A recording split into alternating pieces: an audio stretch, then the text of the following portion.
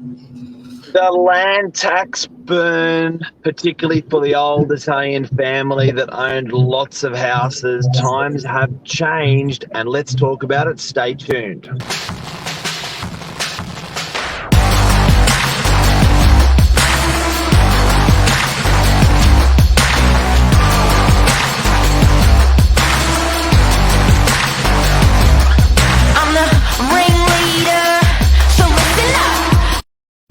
Good morning, everyone. Welcome to Morning Minutes, episode 422.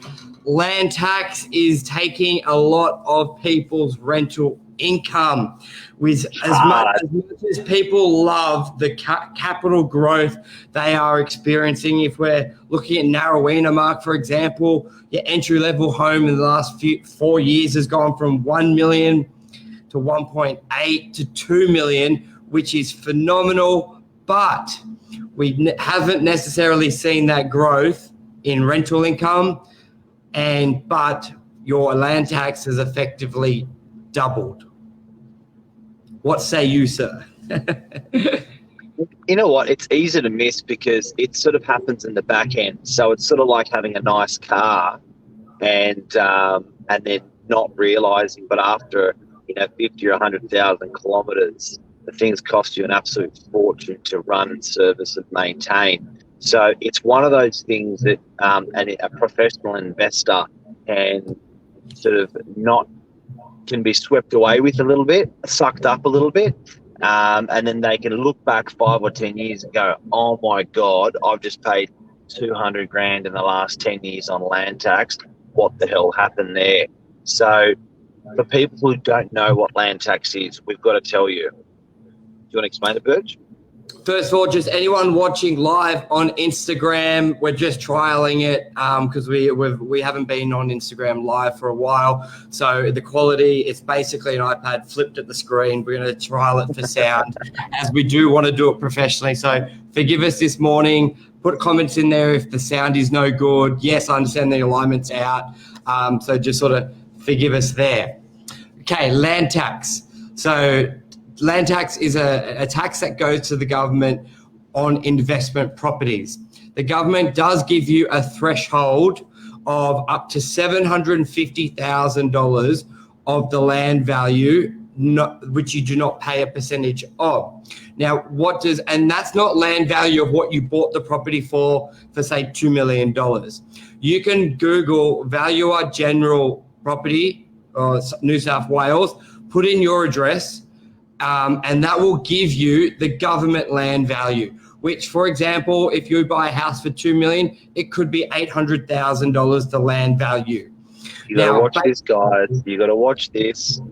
It's very important. So let's say it is $800,000 and it's your investment property. There's a 1.6% tax. Now, of an $800,000 value, $750,000 no tax. But of that extra 50,000, you calculate it 50,000 times 1.6, and that will be your per annum tax. It's about $200 a week of your rent. It's about $200 a week, $200 or $300 a week of your rent. You will burn in land tax. So I'll give you a working example. Italians are wonderful investors. They have a tremendous reputation for buying and holding, and not being scared of debt. A little bit tenacious and ballsy. So yesterday, I had a 75-year-old client, Italian lady. She absolute weapon. And she has been Mama Weapon. Mama Weapon has been buying big blocks of land for 60 years. And she's been chopping them up and giving stuff to her kids and giving it away. Now, Mama Weapon is like, what the hell?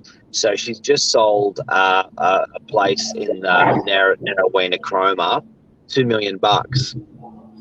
The problem was the assessment that you were referring to, Michael, on her block of land was 1.4. Wow. So 1.4 times 0.16 is $22,400 a year. $430 a week, Mark. Her rent was only $650. Wow. So it was a little house on a 650 metre square block. She'd already subdivided it. But she's going like $400 a week of my rent I'm giving to the government. So what's happening, guys and girls? Why is this happening? The government doesn't want people to take away little houses on big blocks from families that need it. Yep. So they're taxing the investor or that is just sitting on that block of land forever, and they're saying, we're going to whack you. We're going to whack you every year. And the reason they're whacking you is so mum and dads that are coming out of a unit that want to buy a house and live in a house, it's making it more affordable for them. This is precisely what happened with this lady, and this is precisely why she sold, because of the land tax, because the government's imposed the land tax, and it's, guess who bought it? A young family. Yeah, which would be their principal residence, wouldn't be paying any land tax. So you can really see the incentive is to, it's almost like the government don't want the money, they want the movement, they want the young families going in there because they're encouraging it going from an asset creating income for the government to an asset creating nothing, but they know it stimulates, it helps with affordability and the movement. But Mark, this is key as well. So she had a property bringing in, say, $32,000 a year in income, 30 grand, 22 was going to land tax, probably 4,000 a council, plus maintenance. So you may be making $50, $100 a week. But what she wasn't selling to cash out of the market, but there's a lot of stuff she can buy now. What would she buy, or what would someone buy to substitute that 30 grand income, and would it cost her more? Or are there investments out there that would be a substantial lower purchase price, lower land tax, if any, and same or greater rental income? Yeah, interesting model, because, she didn't want to get her money out of the property market, but she wanted her money. We got any comments there? Hey, Emma, how are you? She didn't want to get her money out of the market. She wanted to make her money work better for her. And the driving force, which is really interesting, because it's been these owners of these blocks of land have just taken a herd pill for 3 years now, and just now they're like, that's enough. I can't take the pain of land tax anymore. So she sold the property for $2 million. She's brought the $2 million to me yesterday and said, I want to buy an apartment. I want to buy an apartment. And I said, how much worth? She said, well, I've got $2 million in the house. I'm going to spend $2 million on an apartment. 2 apartments, 3 apartments, 1 apartment, don't care. You're going, yeah, right. So bottom line is the rent's better. Bottom line is the land tax is a quarter. Because Mark, a brand new 1-bedroom will generate 30 grand a year income, and they'll be, say, 800K. So for the same income, she can have $1.2 million change left over. An apartment land value is generally 100 grand. So she'll be under 750. But let's say she's still got another house. Yeah. 100 Is it selling in mama? Yes. Huh? Oh, yeah, I was saying. Okay. Yeah. So even at $100,000, the land tax would be $1,600 a year. So $30 a week instead of $430. Same income, still got a property in the market, got $1.2 million cash left over, which would allow her to buy another apartment and have double the income with still 90% less tax, or 3. So it does go against that sort of generation's traditional mindset: own land, say no to stamp duty, say no to strata. But things change. Tax, government structures change. Purchase prices have changed. Income ratios have changed. You have to change with the times and relook at the model. And she's 75, changing with the times, dude.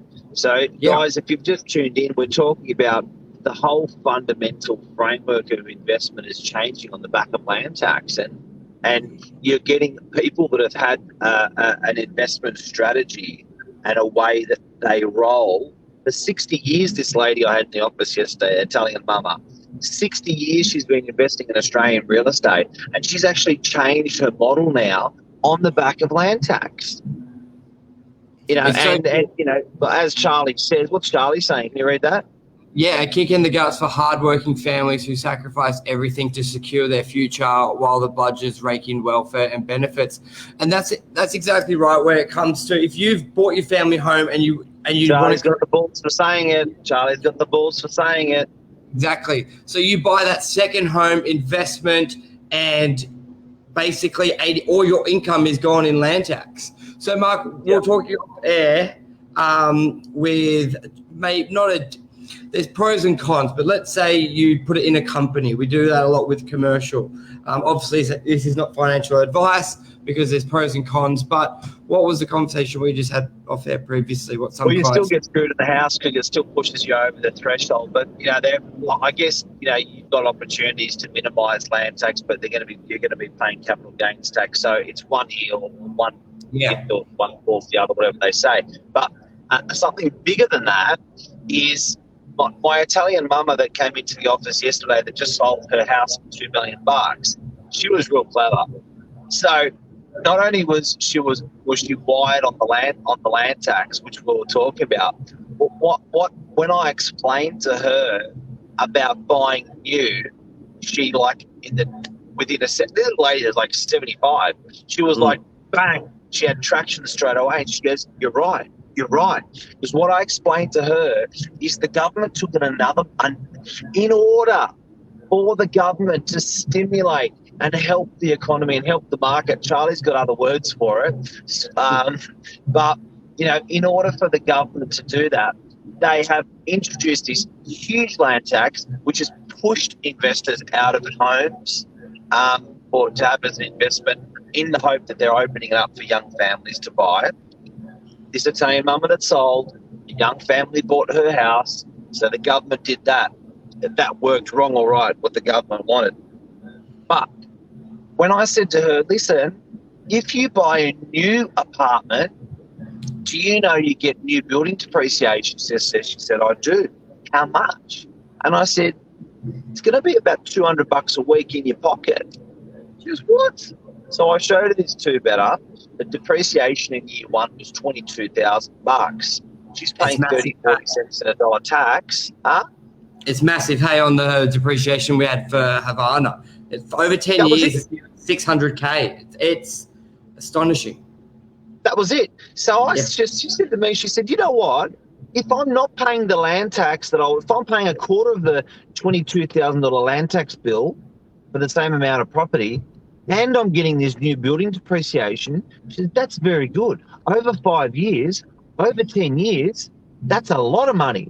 She was like, instead of dumping $200,000 on land tax in 10 years, she was not dumping that any further and making another $200 on new building depreciation. She was up. There was $400,000 to her cash flow over a 10-year period. Now, guys and girls, I know that my point of view is you've got to understand there's a movement from the government. Why are they offering this for new properties only? They're not doing it it's a fraction on second-hand property, new building depreciation. Can you see what's happening? Can you see the pattern? Yeah, look at this, Mark. That's what a depreciation schedule looks like, guys. Look how swift this work is. So 1 bedroom, let's go to the 2 bedroom. Where that's 1+ study, 2 bedroom.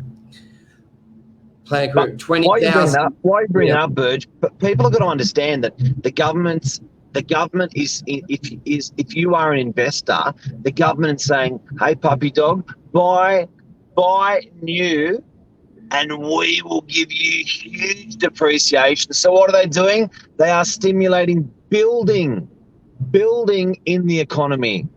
That's what they're stimulating. So there's method to this madness. Is it madness? Is it clever? I don't know. There it is. What's that? 561,000 for 10 years of depreciation. of a two Paying better. 40 cents and a dollar on tax in that 10 years, you're going to get 46% back, 40% back, Yeah. whatever it is. That's a Yes. show. That's a show. That's a wrap, everyone. Hopefully it wasn't too bad on Insta. We will get it sorted. And thank you, everyone, for your comments. Frida said 75 is the new 60. How good's that? And we'll be back tomorrow. That's Thank my you, mother-in-law. everyone. All right, guys. Take Cheers. care. See you, bye.